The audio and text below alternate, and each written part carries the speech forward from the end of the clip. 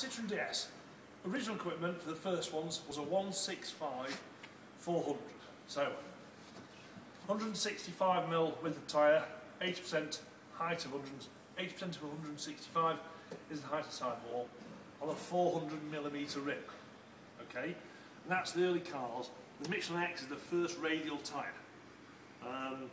So DS's were, you know, fitting radial tyres as original equipment was actually quite controversial when they first came out. But during the early life of the Citroen DS, roads like autobahns and big dual carriageways and motorways were invented where people found themselves cruising at 60 miles an hour plus.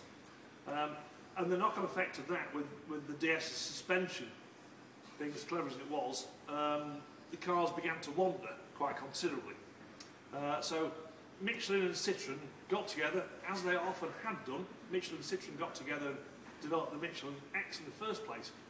Michelin bought Citroen so that it could continue to produce the traction vans. So Michelin and Citroen they go together like that.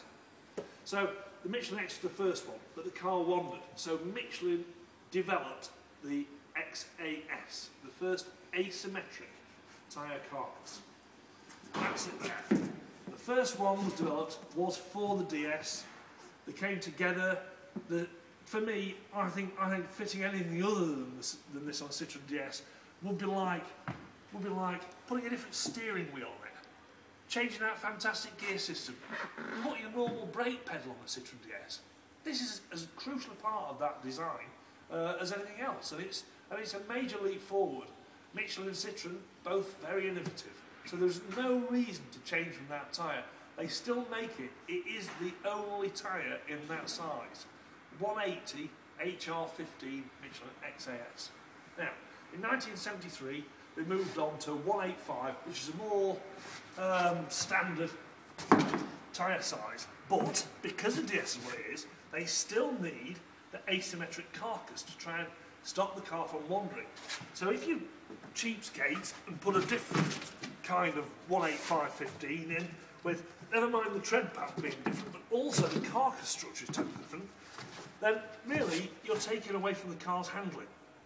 Now, I'm not saying that that's a terrible tyre, but I'm saying it just isn't appropriate for a Citroen DS.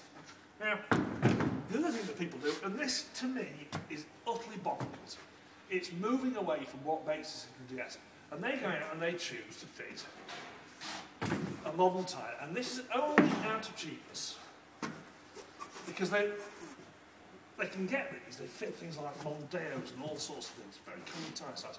A 195 65/15. What on earth has that got to do with the Citroen DS?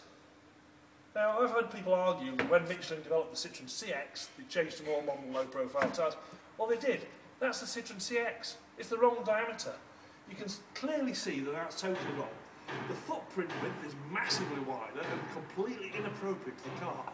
The extra loads that I will put on the steering and suspension will not help the longevity of your car at all.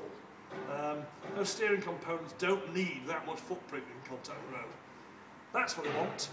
Or the 185/15 for post 73. This one's the XVS. I don't know if you can see, but it's got a slightly raised curbing side of it.